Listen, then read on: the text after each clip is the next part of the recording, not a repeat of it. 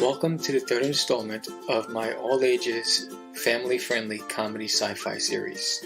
For months I've been working tirelessly, putting together not one, not two, but three amazing stories all centered around this one amazing character, Duty, from There's an Alien in My Toilet. And I wanted to say thank you to all of the fans who supported us at the conventions and also on the Kickstarter helping to make it so successful. Now we're back with book 3, and as always we have amazing covers and an amazing story where Duty finally gets into a house and there are humans involved and a chihuahua named Herman. And just in time for Halloween, I bring you Duty's Monsters on Planet Cthulhu. You're not going to want to miss this one. It's one wild ride. But I also have something for the little ones. This is an activity book, a story book filled with adventures, and at the end, your child can write their own story and create their own characters.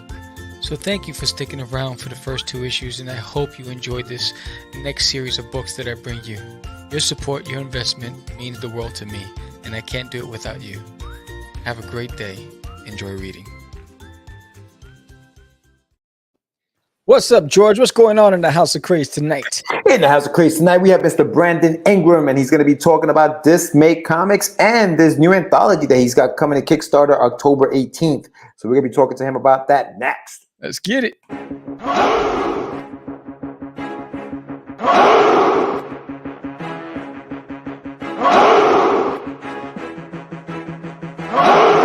We are the only show for independents all around, giving you a platform to spread your word all over town. Catch the Craze is the place to promote to your fans with the Dreamer, Medina, and Sam the Crazy Man. Subscribe to our show and never miss an episode. It's time to get your mans, listen to us on the go. Updated every week, we never miss a day. Join the squad, come on in. It's time to catch the Craze. If you are an independent, catch the Craze. Making moves on your own, catch the Craze. On your grind in the streets, catch the Craze. Join the movement, catch the Craze.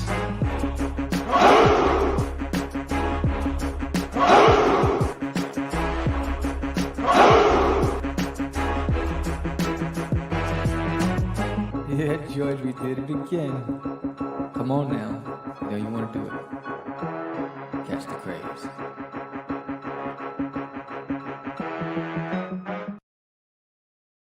Welcome to Catch the Craze podcast. I'm your host with the most, the crazy man, Vera. And I am with George the Dreamer Medina. What's happening, everyone? Welcome to another exciting episode of Catch the Craze. We are live tonight, Wednesday, September 21st. It is 8 p.m. here in the Big Apple. It is about 7 p.m. where Sammy is at. And we are bringing you another live episode with another creator. His name is Brandon Ingram. He's a friend of the show. This is the third time he's been on the show. And we're going to be talking to him about his Kickstarter that's launching in about a month, a little under a month. What up, D? And it's for Dismay Comics. It's a really cool anthology that he's got coming out. But before we get him on the show, and if you haven't done so yet, please subscribe to the channel. Hit the like button, comment below. Let us know who's in the chat. Say what's up to your boys. Thank you so much for coming. Hello. Don't forget that we have a few things going on. For example, Mr. Sam Vera's There's an Alien in My Toilet book is on Kickstarter as well. We're going to be talking about that in just a few minutes. But yeah, man, I'm a little tired, man. I'm a little tired. Work's got me a little, little. I know you're the big leagues now. You're boss. You're boss. That's what happens when you're a boss. It's heavy duty, my friend. You had a show at 7 o'clock. Yes. I hope you guys check that out. If you haven't done so yet, check it out on the replay. You had a gentleman with a Kickstarter also. He had Frankenstein the Unconquered. Yes, it was Dalton. Okay, nice. Yeah, I'm a fan, man. I'm a fan of anything Frankenstein. So I got to check that out. Yeah, well, yeah, Duty's Frankenstein. What's up with that? That's right. And Duty's Monsters on Planet Cthulhu. I'm just saying. Bam. Yeah, that's right. You got the more like the Frankenstein monster that you used to see like back in the days. Remember the monsters? Yes. The TV Monsters, show, like a white TV show. You got the bolts coming out of his neck and stuff. Yes. So it's the more the classical monster. The classic monster. Yes. But yeah, no. So there's a lot going on, brother. So the campaign launched yesterday. Yes. If you guys checked us out, we were live last night at 8 p.m. It went live, and it's moving. It's chugging along. It's doing its thing. Yes. 24 backers right now. You're almost at goal, which is 1250. So Yeah. you're over 50% of the goal right Yes. now. So if you guys are watching, if you are watching right now and you haven't done so yet, check out the link. I'm sure Sammy's gonna pop it in the bio. It's probably already in the show notes. And throw some money into duty number 3. I Chihuahua. Chihuahua. I mean, this is the funniest one yet. Duty finally gets into a house, where there's a family that's there, and there's a dog, a Chihuahua named Herman, who thinks that Duties are talking jalapeno. Then he identifies him as an intruder, and he needs to go after the intruder. And the dad thinks that Herman is just causing a mess. He thinks he's losing his mind because he doesn't know what the hell he's barking at or what he's chasing. So there's a lot of stuff, comedy that goes around there, while the government is tracking down the crash site where Duty's UFO crashed. So there's so all the doors are closing in on Duty, and he needs to figure out whether or not it was a smart move to come to Earth. So there's that, and then there's Duty's Monsters on Planet Cthulhu, and this is I've been working on this for a minute, and basically it's the best of Duty's imagination, all just coming to a head in this book. And he's a high school student. This is after his stunt on Earth, and he's sitting in class pondering about his future. He's like, I want to go on another adventure. And his buddies are like, "Are you crazy? What are you talking about?" Then they hear about this mystical creature named Cthulhu that he's never heard of, that apparently is the reason for the disappearance of some of the military from Uranus. And so now he goes off, half cocked off into an adventure to the Outer Rim to go face this Cthulhu. He doesn't even know what he's getting himself into. So that's another series of adventures for Duty. And there's a cameo from Cosmic Gorf. If you picked up Cosmic Wars from me back in the early days of my independent publishing, era. And it's fun. It's fun for all ages. I'm excited about that, but it's a stretch goal. We have to first get to the goal, and then we have to work towards locking that stretch goal to unlock it and add it on to get it. So I'm excited about that. And then not only that, we also have for the 4-year-olds. So we have Duty's Adventures, which is an activity book, and it's a storybook and activity book for the parent and the child to have fun together. So for every page turn of story, there's another page of questions based on what you just read on that page, and you can work together with the mom and dad, and it's pretty dope. I have it up. Don't worry, I got you, buddy. And so it's exciting. And then at the end of Duty's Adventures, your 4 or 5-year-old can write their own ending. At the end, there's 3 pages dedicated to them writing their own story, and another 3 pages dedicated to them to create their own characters to add to the Duty universe. So it's a lot of fun. There's a lot for everybody, and I'm hoping that you go and check it out.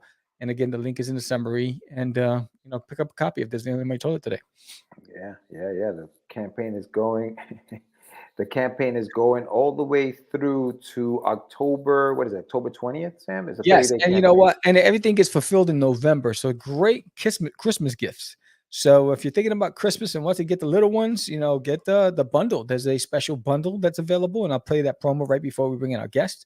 And where you get this right here. So this is a custom sketchbook, and in the bundle is a starter kit. The first page will be a sketch by me and a personalized letter from Duty to your child, encouraging them to continue with their artistic endeavor. And the bundle comes with the sketchbook plus the coloring book plus issue 3 plus the guidebook with all the characters plus a pack of trading cards. And it ends tomorrow night at 8 p.m. So there's only 18 left in the bundle. So get your bundle today, and you're getting it in November, right in time. Put it under the tree, wrap it up, and give it as a Christmas gift. A great way to start the holidays. It's fun, interactive. Yeah. Big shout out to whoever just pledged to the campaign. Thank you very much. We really appreciate that. Up to a quarter 25. So big shout out to whoever just pledged while we were on the show right now. Thank you very, very much. Yes. So yeah, if you guys haven't done so yet, haven't had a chance, it's been a long day. You just got home from work, checking it out. Popped on. Oh God, the guys are on. I forgot. I haven't pledged. Boom. Now's a good time to go and get that done. He's got tons of stuff in there. I like the sketchbook. I think that's a great idea, especially for parents who have kids. We got a lot of parents, like at shows, for example, who say to us, "Hey, my kid likes to draw. Like, what do you recommend? You guys are doing this. What do you guys recommend?" A sketchbook is a great start. Buy your kids a little sketchbook.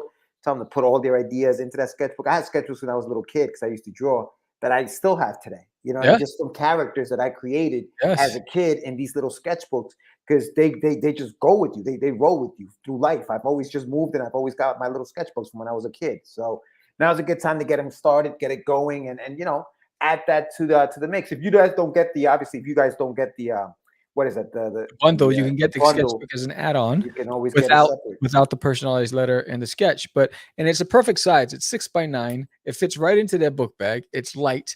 It's 50 pages that they can create their own world and universe of characters in this, and Duty's sitting on the cover to be there every step of the way as they sketch along. So it's a great again, great gift for the young artists out there.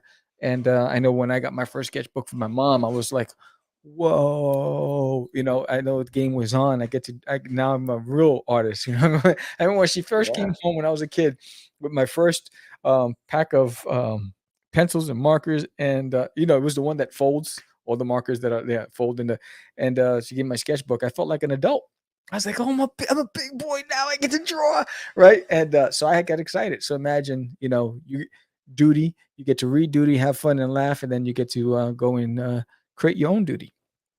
Oh, wow. Yes, you get to create your own Duty does what Duty does. Oh, can't help it. You do it to yourself. Again, you do it to yourself. But no, but definitely check that out. And for everybody who signed up to the page, don't forget that there is that incentive that if you signed up to the page, you were getting, and you let Sam know, you were getting a PDF of, a print that he's got. If you do actually go through with the pledge now at this point, and, and obviously he's got your name, he's got your information, then you get a physical copy of that print. So if you did sign up and you let Sam know, make sure that you pledge, because then you get that physical copy of that print, which is kind of dope. It's kind of dope. So don't forget to do that. Yes, exactly. So and then tomorrow morning, join us for the morning brew with the Crazy Crew. And I see that Endor started streaming, right? Yeah, and so maybe we talk about Endor tomorrow morning. Yeah, there's 3 episodes. They 3 episodes, kid. I don't know if I can stay awake for 3. They're about 40 minutes long. Really? Yes. I watched the first one. I tried like at lunchtime. I was just real quick, just had to check it out. I couldn't really watch the whole thing, but it looks good. It looks good. It has like the Mandalorian feel, or? Yeah. It's more. It's a story, bro. It's well written. It's well paced. Acting is good. How about the soundtrack?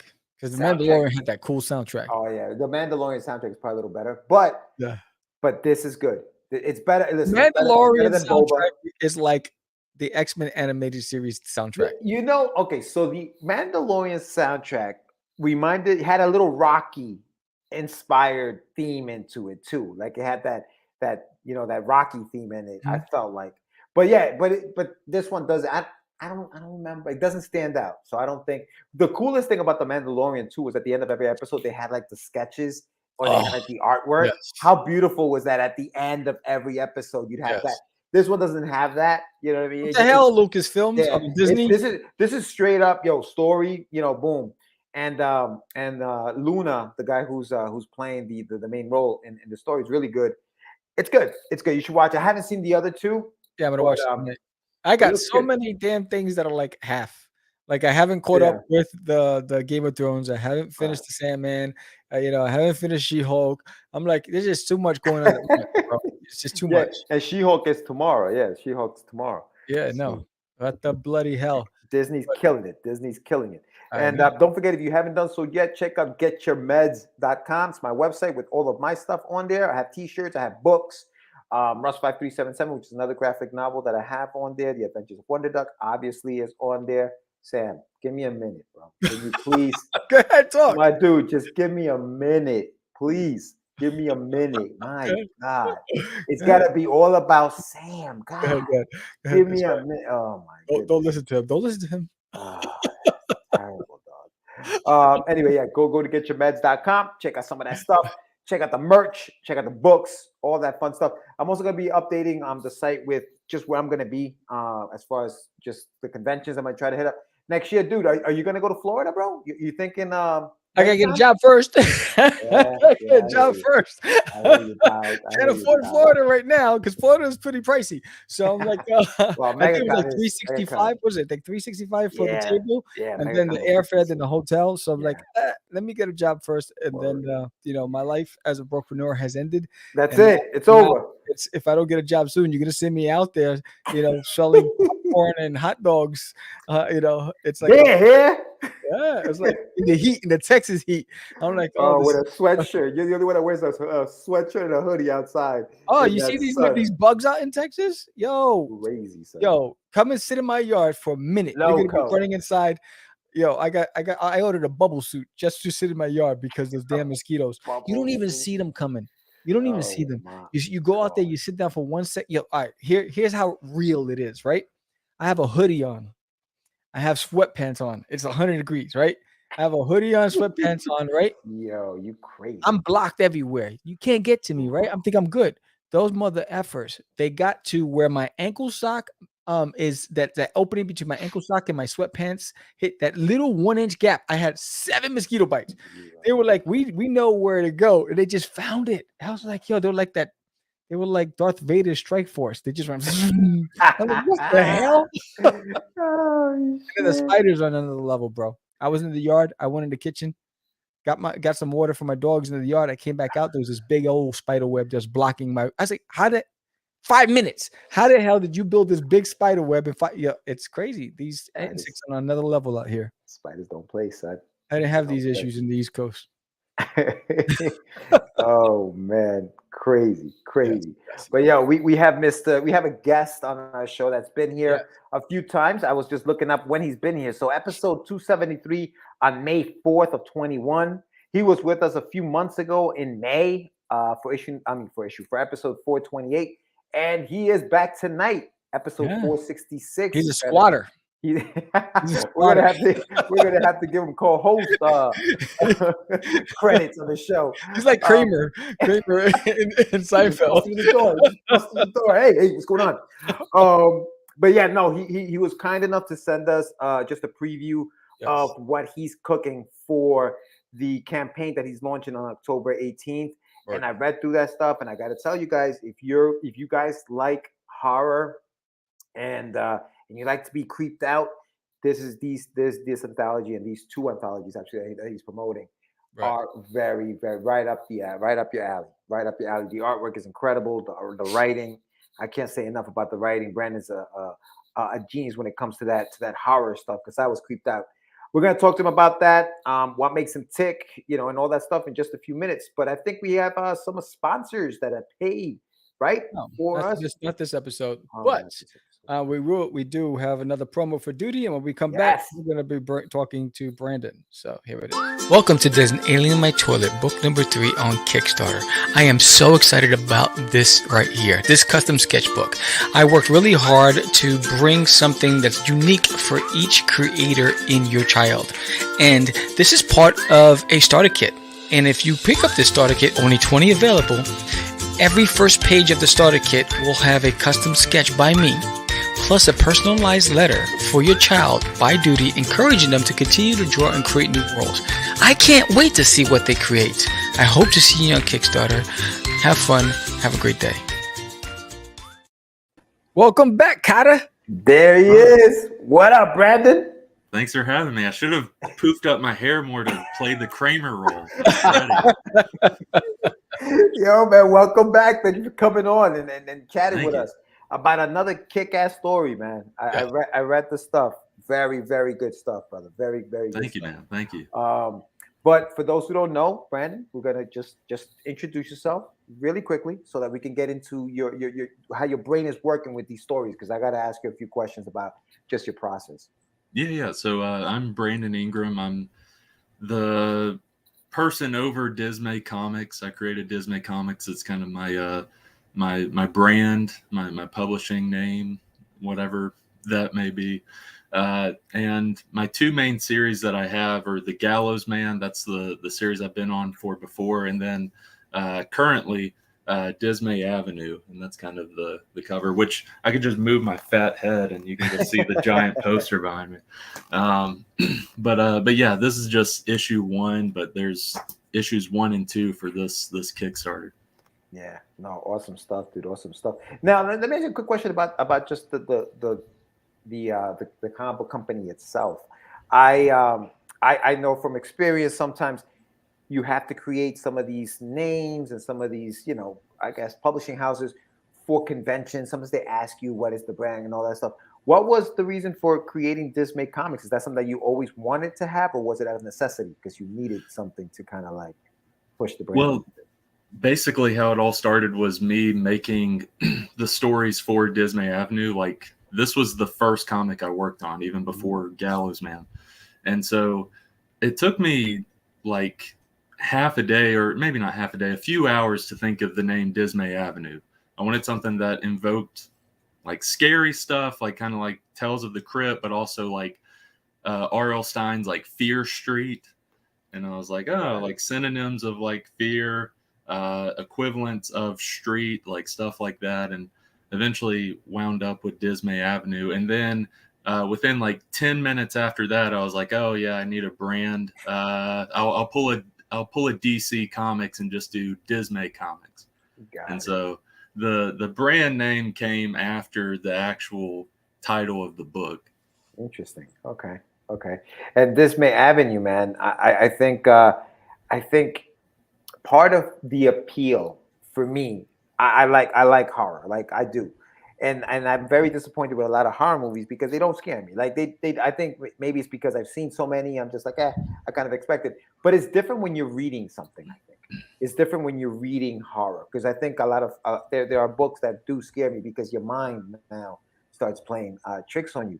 Was it difficult to write horror for you? Is that something that you worry about? Damn, is this going to scare somebody? It scares me, but will it scare somebody else? Or you kind of just write what you want? Yeah, if anything, I think horror is the thing that comes the most natural or the easiest for me.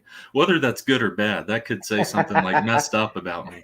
But I just grew up on watching horror and stuff. I mean, even stuff where it's like, kid probably shouldn't watch that. Like, I remember being like 9 years old, not watching hardly any like crazy horror stuff. And then my cousin comes down and we go to our uncle's house and she's like, hey, I got Saw 3. Let's watch it. Hadn't seen any Saw movies or anything like that. We watched that. And that's one of the most intense Saw movies when it comes to the traps and stuff. So I was like, holy crap. 9 years old. Let's watch Saw. That's incredible, bro. Sam, you don't like scary movies, right? You're not a big fan of scary I'm not a big fan of scary movies. I like The Woman Fuzzy. I like comedy. I love love stories. I like adventure. I love adventure series, but those ones that are like, what was it? What was that one? Damn, what was the name of it? Well, it was that name. Like Texas Chainsaw Massacre. I couldn't watch the whole thing. Right. I was like, oh no, I can't do this. So I'd rather, I want to keep my heart intact. So I'm like, I'll leave it for all you youngins out there. I remember, dude. I'm going to age myself really bad right now. But the first scary image that what up, big bam, boom. The first scary like thing that I remember watching as a kid was Michael Jackson's Thriller video. Oh, really? Yeah, I guess it makes sense. Yeah, because I'm watching this video and it's him dancing and Thriller and everybody's whatever dance moves and all that other stuff, and I'm like, all right, this is cool. My George. and then at the very end of the video, he's walking away with the girl, and then he turns around with the freaking eyes, and the laugh, and I'm like, yo, I don't know, I must have been like maybe 4 or 5 years old. I'm like, yo, what the hell was that? But it kind of like I enjoyed it. I was like, yo, that's kind of sick. And then I watched what was that movie, The Exorcist, And that blew me away. I was like, holy cow, this is nuts. And so I fell in love with the genre, you know? Yeah. But as you get older, I guess you Paranormal Activity. That was good. Oh, that was crap out of me. That was good. I was like, was it was so scary that my wife thought it was possessed, and she made me throw the CD out. Really? We had the DVD. She said, she goes, get it out this house. That is demonic. Well, I remember me and my friends, we were like in like middle school. So we were young, we were naive and stuff. We thought that was real. So like the first time we watched it, we're like, holy crap, this all, and same thing with like Blair Witch Project and stuff. That was good though. Oh yeah. Then the MTV Movie Awards happened that year, and we're watching it, and then the actress from Paranormal Activity walks on. We're like, wait a second, what is this? We've been bamboozled, hoodwinked, laid astray, run amok. This is crazy. No, but you know what? That Blair Witch Project, the genius about that was the way it was marketed, right? Yes. Because they made it seem like it was real. They made it seem like these kids actually spent time out there, and almost had that like the documentary kind of feel for it. They also created like a fake, well, it was a real website, but they created a website with all the mythos and stuff around it to make it feel like this has been around for a long time, and spent no money on it. Like it cost them like nothing to actually videotape it or whatever. It was insane. But going back to your stuff, Brandon, you what I like about the stories, and for those who are watching, we're talking to Brandon Ingram. He's got Dismay Comics. Dismay Avenue is an anthology, a horror anthology that's coming out on Kickstarter on October 19th. And if you haven't, 18th, I think, right? 18th? Yeah, 18th. Yeah. And if you haven't done so yet, the link is in the show notes. Please sign up to the pre-launch page that he's got up right now for Kickstarter before it launches. But I was going to ask you, so some of the themes, the first number one, the Dismay Avenue number one, off the hook, bro. Off the hook. I was like, I'm never going to a small theater ever again. Like, it's called cinema, and I don't want to spoil anything, but a couple goes into like a small town cinema, movie theater to watch a movie, and some creepy stuff happens. I'll leave it at that. And so what was the I guess the inspiration behind that? Do you come from a small town? Have you sat in theaters like that? Like, where did it come from? So literally the first third of that story was all true. That's something that happened to me. Like, I went on a date with a girl. Like, it was after like college classes. We went on a date. She wanted to see some movie that I had never heard of. And I looked up, and it's playing at one theater near us. I had never been to this theater before. I don't think she had been there before. So we went there. Parking lot's dead. There's no one in there. There's like one car, and I'm assuming that's the employee or whatever there. Wow. And we walk in, and literally, and it feels very sketchy. Like, the outside looks a little run down, not entirely though, but it feels very sketchy. And also with that first page, let me turn to it real quick. Artwork, where it's like this giant Cineplex, basically. Yeah. That's what it was. It was like a giant theater, and it's like, the parking lot's dead. Where is everyone? This is so weird. And like, we go in, and there was similar to the one page where it was like letters are like tickets sold inside. I'm awful at this. Let's see. There we go. Yeah, tickets sold inside. There's like ribbons saying that. We go in, and then it's just two teenage girls, similar to the story. Two teenage girls like doing the concessions, and like the story, there's just a guy off in the corner in the lobby with his hoodie on. You can't see his face. He's just got his hood over him. It's just the weirdest thing ever. And we get our tickets and all that stuff. We talk with the concessions people, like, this is kind of weird, similar to how Ben and Mia do in the story. We're like, what do y'all think about this?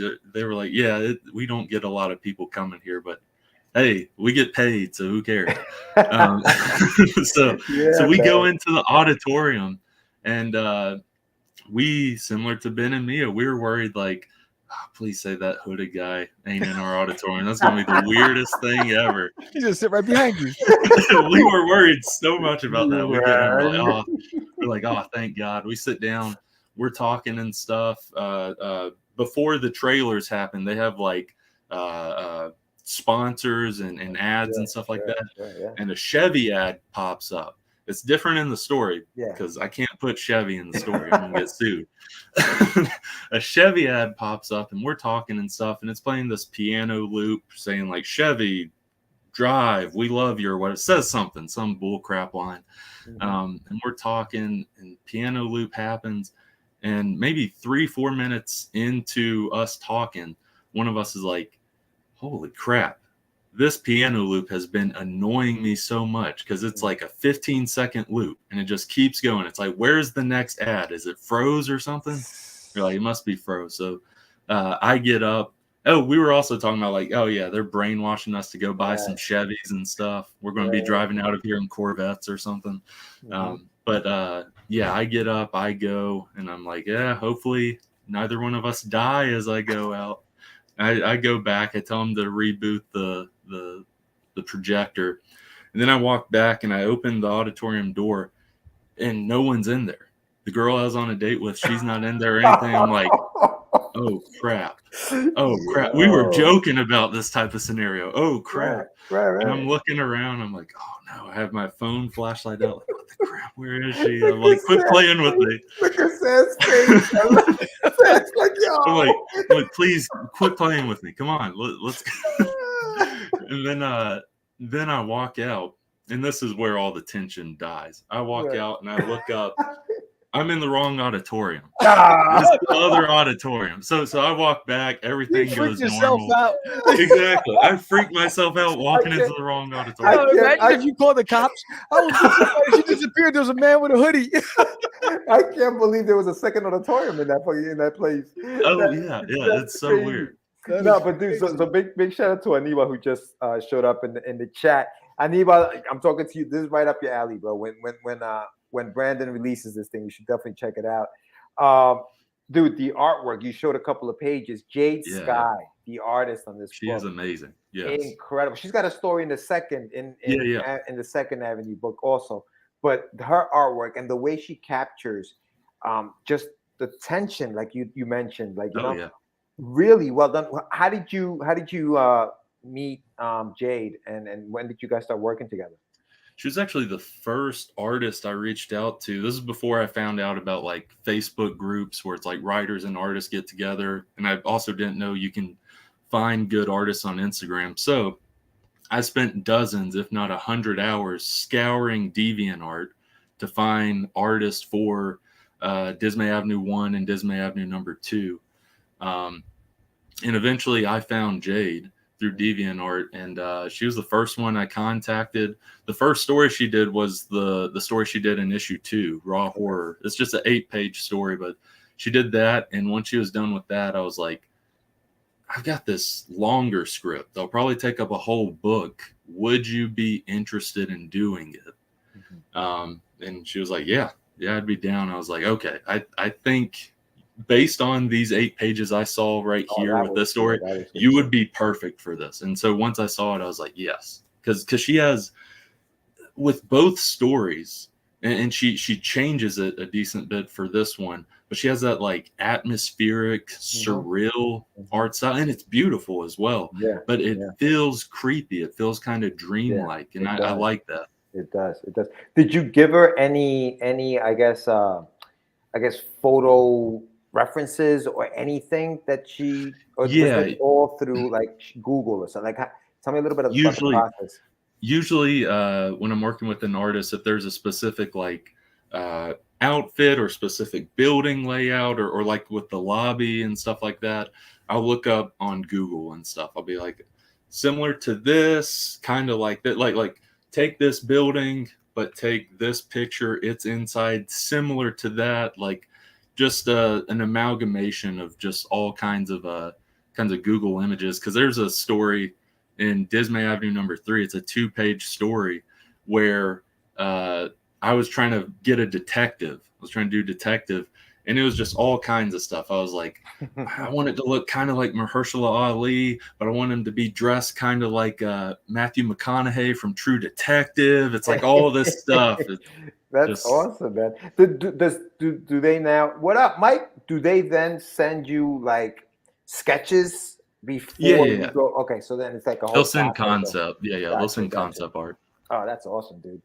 I love the creative process, especially when you're working with different artists. And listen, I gotta give a big shout out to your letterer, Nikki Powers. Yes. Incredible work. Really, Yes. really good stuff. Really, because what happens is, as I was looking at the story, it doesn't distract from the beautiful artwork. It's clean.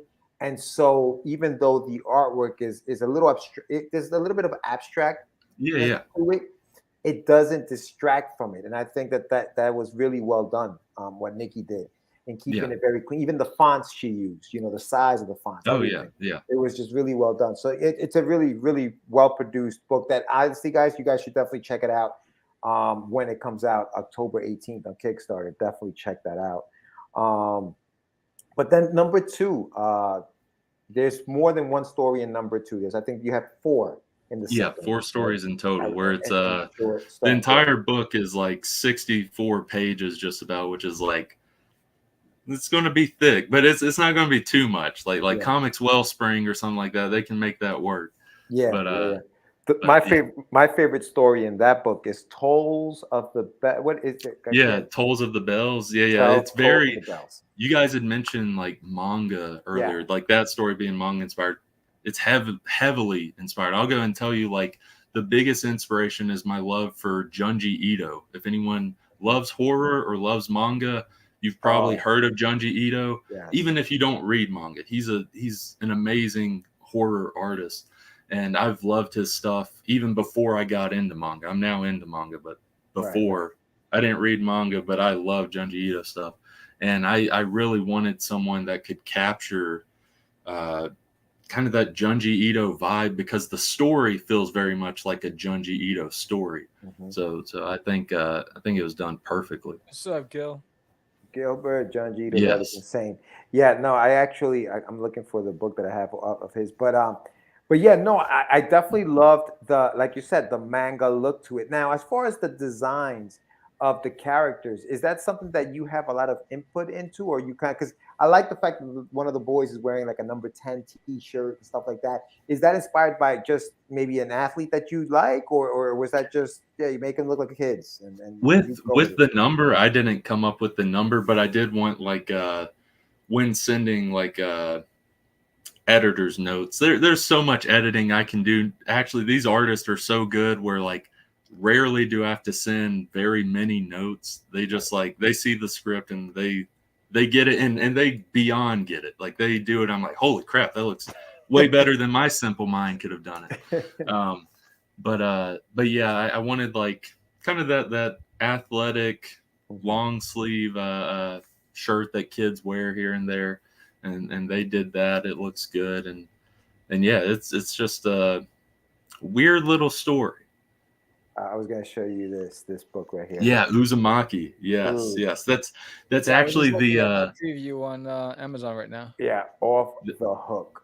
That's the book I actually when contacting the artist, that's the book that I like referenced. I was like, hey, I saw that. Yep. Little Uzumaki. Like let's go in that route. If you look at the what you use, Sam, as the thumbnail for this, has reminded me of that when I saw it. It reminded me of that story. Yeah. And the beauty of what you've done, that. Yeah. And the beauty about what you've done, even with this story in particular, is that it's all black and white. Like it's a black and white, and I think that's probably the popularity of manga as well, is that it's so inexpensive. Like honestly, that book right there that I showed you is like this thick, and it's like what, $20? You know what I mean? Like it's you buy a graphic novel like this of an American comic in full color, and it's $20. Oh yeah. You know what I mean? So I see it. Did you purposely kind of go for the black and white thing when you guys were discussing it? Yeah. When it came to, before even looking for the artists, like for issue 2, with all 4 stories, I had a vision of the art style I wanted. Like when it came to Tolls the Bells, the manga-esque art style, that's what I wanted. I wanted like a Junji Ito black and white manga-esque art style, and with someone who can capitalize on black and white manga art style, because there's some manga you see out there where it's like, and not discrediting the artist, but there's some where it's like, it would be cool to see this in color, but the ones who can do it very well, where it's like, I don't want to see this in color, I just want to see it in black and white, like Junji Ito. I don't.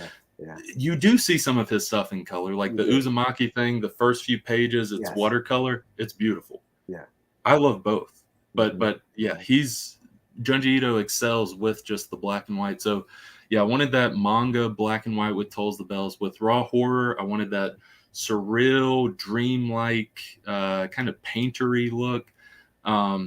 With the third story, Destination, I wanted that to kind of be more a contemporary comic art style, but still have like beautiful visuals and stuff, because there's the monster stuff and stuff like that. And then with the last one, Acolyte, I from the beginning wanted that to be Dr. Seuss-esque art style. Yeah, it really, when I read that, I was like, wait, it's turning into this? Like, because it starts off like, hey, thank you very much. Like, it's very, whatever, you're just going along. And then all of a sudden it gets dark, and you're like, wait, what the hell just happened? And that's what I like. That's what I like about. And now you wrote all of the stories. You just you wrote all of the stories, and you have different artists working on them. I was gonna say this about anthologies, and Anibal mentioned it in the what you call it, I guess in the chat. But he was talking about, because he's a big fan of, he'll tell you, he's a big fan of anthologies. For a long time, I'm not the biggest fan of them, right? But I've realized, and I was realizing that today as I'm reading these things, I think my biggest gripe with anthologies was the level of artwork that was in the anthologies when I first started reading them from independent artists. I think independents and self-publishers have come a long way from that. The level, the quality of the art in these books is so good now that you can sit down and look and say, oh, this looks good. Because before it just looked like a mishmash of things. Like it didn't look well put together. Yeah, and so I know exactly what you know what I mean? And so I didn't like it. But when you produce an anthology and it's well produced and everything, I think it's at this point, I'm like, all right, I'll check this out. I check this out. But good job on the book, man. It looks, both of them, they look incredible, man. Incredible stuff. Yeah, really good stuff. You're saying you've got a third one. So is this going to be like an ongoing kind of just?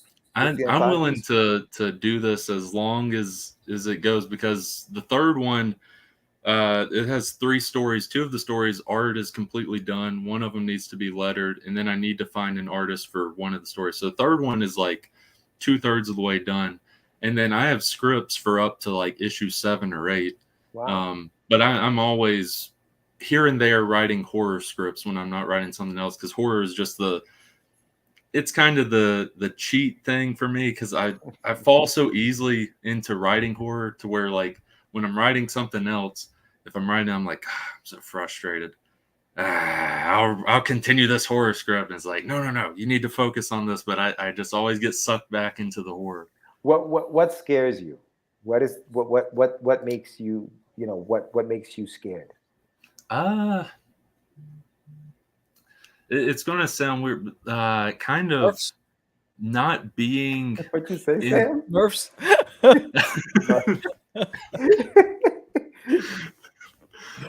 Probably like not being in control, or not. What I mean by that is like mentally I'm not in control, or like stuff like Get Out, like when he gets put under in a trance and stuff. I don't know, that stuff like resonates with me, where it's like, gotcha. That would be terrifying. Where I'm not in control of my body or my mind, like kind of the psychological type stuff. Like I do like my Jasons, I like my Freddys, that sort of stuff. Sure, yeah. But that's more like slasher films. That's more like slasher films. Yeah, exactly. And that stuff is good, but the stuff that like actually scares me, like if I'm thinking about me in real life, it's that type of stuff. And then like my biggest fear is the weirdest thing ever. It's pitch black and I'm drowning and I can't feel like the bottom. I can't feel the sides. I can't see light or anything. That's my biggest fear ever. So if someone no one come after me, but now you know my biggest fear. Damn. I'll leave my biggest fear to insects. This way, just throw me in the room. Yeah. I'll figure it out. But, and I asked you that question, Brandon, because different things scare different people, and that's the complexity of writing horror. Because what may scare you may not scare me. What may scare Sam may not scare you. And so finding that balance to scare everybody is, I think that's when you have to go with the psychological, right? Yeah. That's where you have to go with that scare. And I think you've done that. And I think you've done that with that book that we're talking about, cinema, with the theater. Just a story you were telling, where you're like, you walk out, you walk back in, and everybody's gone. And it's like, yo, where did she go? You should have seen Sam's face. He was ready to be like, what? Great examples of scares. Yeah, see, that's good stuff. But so do you inject a lot of that stuff into your writing, I'm assuming, because there seems to be a theme. Like that's kind of like a theme. It's very psychological. Writing. So and I appreciate that, because that's the kind of stuff that resonates. Yeah, that doesn't mean I don't like writing like slasher stuff here and there, but I like to do a little twist with that type of stuff. But I like to get the stuff that, like, when you're reading it, because it's different. A slasher is good and stuff, but when you're watching on the movie, it's likely not scary. When you're reading it, it's definitely not scary. It's a good time, but it's not scary. Right. So you kind of got to go in different routes, different types of horror when it comes to like a comic or a book to really scare someone. Yeah, you see this, Mike? You see this? Michael always got to launching an Indiegogo campaign. Indiegogo is tough. Yeah, I'm allergic to Indiegogo, so I get that. That's a tough market too. I think we all are, man. I think Indiegogo is one of those. I think I've only had 1 out of 3 successful in Indiegogo. You know what's funny? So Anibal, who's in the chat, we did an Indiegogo years ago, and it actually worked out. And this was before like crowdfunding was really popular. But dude, the amount of work you got to do on these things, man, it's like you just gotta, promise your kids, like, hey, man, I'll see you next month. It's crazy, man. I mean, I don't even have kids or anything, but I basically have to do that with my family. Like, I'd be like, hey, like, which my mom and dad, they understand, but like my little sister, I'm basically like, hey, like, just understand, I'm not ignoring you or anything. It's just like this is running a Kickstarter. It doesn't seem like it on the outside, but it's so much work. It's a lot of work. It's a lot of work. It's exhausting. Yeah. And you're about to embark on that October 18th. You're about to jump on board. Now, how long is the campaign going to go for? It'll be from October 18th to November 18th, so 31 days. 31 days, yes. So if you guys are watching and you haven't done so yet, check out the show notes or even the chat. And just and in the notes. Yeah, links in the chat. Just get notified for when the campaign actually launches and it goes live. Brandon Ingram is with us from Dismay Comics. Dismay Avenue is the anthology, 2 anthologies, 1 and 2, that you have. I love it, man. I love it. I'm looking forward to it. I like everything you've written. Gallows Man, big fan. I can't wait for number 3. So I'm enjoying what you're putting out there, and I can't wait for this to launch, because even though I have a copy, I still want to get the physical, because I want to see that, because that artwork is dope, man. It's not the same for me in digital form. It's not the same. Yeah. I like to hold same here. The book. Yeah, I like to hold the book, and that artwork. You've had 2 people sign up since we've been talking. So awesome. Thank you. Yeah, that's fantastic. So yeah, we're at that period where we're going to give you the screen, and you're going to deliver your other pitch. And why should people sign up? And why should people back it when you launch? So take it away, and then where can they find you on social media? Okay, yeah. So what I'll first mention, I'm Brandon Ingram, in case you're just tuning in. Kind of running Dismay Comics, and the main comic I'm focused on right now is Dismay Avenue number 1 and number 2. I don't have number 2 printed, but you see number 1 right there. And that's what this Kickstarter is for, is this horror anthology series that is a psychological / cosmic horror anthology series, at least with these first 2 issues. The first 2 issues very much psychological / cosmic horror. And with Dismay Avenue number 1, in case you didn't hear any of it before, Dismay Avenue number 1, there's one main story called Program. It's a 40-page story where it follows a couple named Ben and Mia as they go on another movie date night. But when they have to go to a creepy and unfrequented movie theater outside of the town that they live in to see their movie, it quickly becomes clear that this isn't going to be an average movie night for this young couple. I'd mentioned before that at least the first third of this story is based on a true story with me and a girl I was dating at the time whenever I wrote this back in, I believe, 2017 or 2018 is when I wrote the script. But yeah, it goes on some wild rides. And then Dismay Avenue number 2, it's a 60-page comic. It's got 4 stories.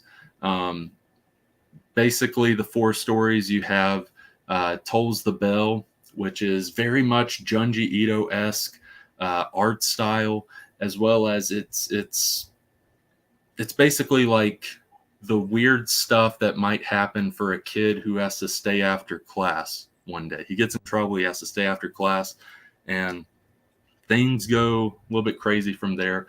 Raw Horror deals with kind of the horrors of a soldier, a military soldier, waking up at his house and just kind of unsure of his environment.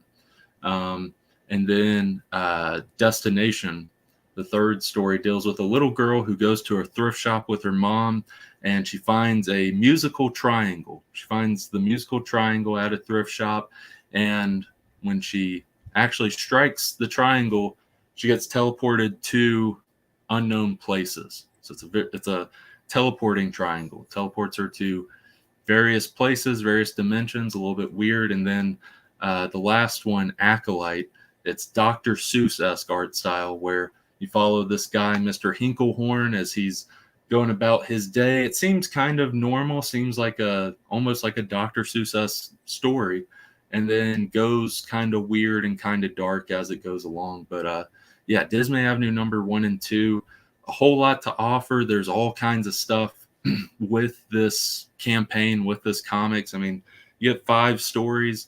If you don't like the first story program, there's a 1-page comic at the very end of issue 1 where it's called Alternate Reality, where it's basically like, hey, trees and people switch places. Let's see what that looks like. And it's very weird. It's funny. It's dark. But yeah, I hope everyone can check this story out. These stories out, I should say. There's going to be pretty much from $1 to $65. There's going to be a pledge for anyone's budgets. I should also mention, which you'll see on the Kickstarter itself once it launches, there's going to be a T-shirt for Dismay Avenue. It'll be basically that logo you saw on the title image. It looks really good on a T-shirt. I'm proud of the way that looks. I'm going to buy a few for me, just to give to relatives and for me to have one. But yeah, there's all kinds of stuff with this campaign. I hope you can support it when it drops on October 18th. And just to reminder, Dismay Comics on Facebook and Instagram. That's DISMAY Comics. You can follow along with this journey. Outstanding, brother. Yeah. So again, as always, it's a pleasure having you on.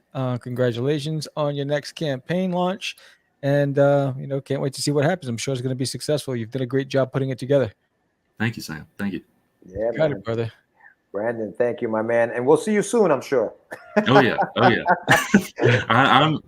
I'm in the next apartment right over. I'm just gonna swing the door open. Like, hey, what's going on in here, Jerry? I mean, George, not Jerry. It's like, how do you get in my refrigerator? It's like, is that my underwear? Anyway, all right. Oh, snaps. We will talk. I don't know how that happened. All right. So thank you again for being on the show. We'll talk to you soon, buddy. Later, bud. I'll take care. Oh man, good times with guests that come on the show more than once or twice. In Three times a lady. This is the 3rd time is the charm, and here he is. Yeah. So guys, definitely check that out. It's got really good stuff. Brandon's a very very good writer, very good creator. He's got really cool stuff. Check out his Gallows Man's book. go to dismaycomics.com and definitely give them a check. And thank you for joining. If you guys joined us and followed his pre-launch page, thank you for getting notified. Yeah, absolutely. Yeah, and then thank you everybody who joined in. Biff Bam Boom, Anibala Boyos Compollos, Michael San Martino, and Gilly. Thank you guys for joining us on the stream. And everybody who's watching silently on Facebook or Twitch, thank you all again for supporting the podcast. If you haven't done so already, please go and subscribe. Hit that like button. Leave comments below. Let us know that we're doing our job with and entertaining you. Yeah, and again, if you haven't done so already, check out There's an Alien on My Toilet on Kickstarter right now. We just made the first 24 hours. Look for this thumbnail. There's an Alien on My Toilet. The link is in the chat. It's also in the summary. And remember, the starter kit ends tomorrow night at 8 p.m. So get yourself that starter kit. Great Christmas gift. It's a nice bundle. Great for a Christmas gift. The bundles will be delivered in November. Put it under the tree. Let the kids wonder what's that under the tree. But yeah, so I'd love for you to come along for the ride. Worked really hard on this. You got a bunch of stories. You got Duty's Adventures, you got Duty's Monsters, and you got This Alien on My Toilet. So a lot to offer. Right, that's right. And don't forget, tomorrow morning we are live at 9 a.m. with the Morning Brew with the Crazy Crew. Word. We're gonna have a topic that we will be discussing tomorrow. Get your input, see what you guys think, and we're also gonna be talking about some of the stuff that's out right now. Andor just came out. I'm gonna try to catch the last 2 episodes that I missed, so I'm gonna check that out. Remember, it's a three episode launch that they're doing over at Disney Plus, so I'm gonna check that out. Now, is it based on the planet Endor? Yeah. Andor. Okay, cool. That's where the Ewoks are? Is that where the Ewoks? That's where the Ewoks are from. Is it? Yes. Oh, okay. All right. Yeah, I guess. I wonder. Yeah, you're ready. You just got excited. You want to see some Ewoks? Oh, what? He said, "What?" But yeah, no. So we'll be live tomorrow. So check us out. Don't forget. Don't forget. So again, we appreciate everybody out there. And let's see, the moon on Endor. Oh, isn't that the way the Ewoks are from? I don't know, dog. I don't know. Anyway, I'm Sam the Crazy Man, man. George the Dreamer Medina. Peace. Where the Ewoks are from. Yeah, it is. Thank you. I knew what I was talking about. See, I hope they put in some Ewoks. That'll be dope. Peace. It's just easy. It's not. Crazy. Acquiesce. No, I was talking about my friend Acquiesce. Say my name, right? This is what you were thinking? Oh, he described me. He said, I'm the what? Catch the Craze. You're listening to Catch the Craze. You're listening to Catch the Craze. You are listening to Catch the Craze. On Catch the Craze. You're listening to Catch the Craze. Candy girl.